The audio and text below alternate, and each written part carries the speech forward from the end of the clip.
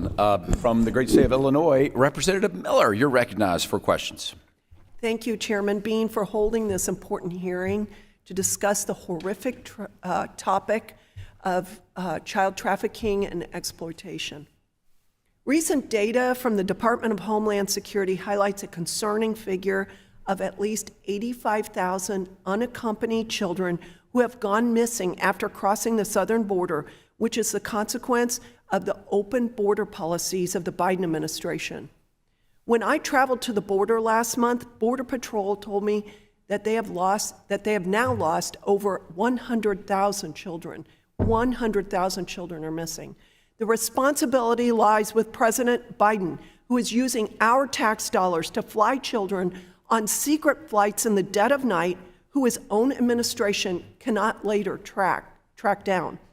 President Biden has no concern for the welfare of these trafficked children. He possesses the authority to close and secure the border, but he's chosen to act as the last leg of a multinational human trafficking ring.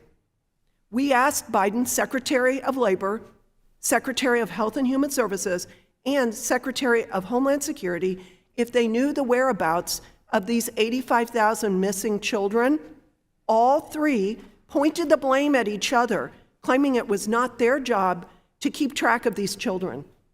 I do appreciate the opportunity to address this topic, and I yield the remainder of my time to you, Chairman Bean.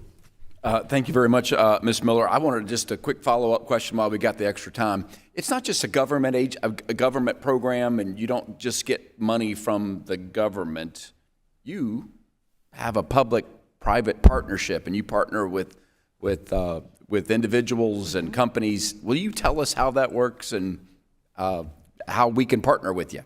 Thank you, Chairman Bean, and a very important point with us being a public-private partnership. That was a very wise move 40 years ago when the National Center was opened to be the resource center and the clearinghouse for the nation, because what it allows us to do is to work very closely with the government grants, but also across the private sector. There are many companies, many individuals who have a lot of contributions that they can add to the fight of child exploitation and to find missing children.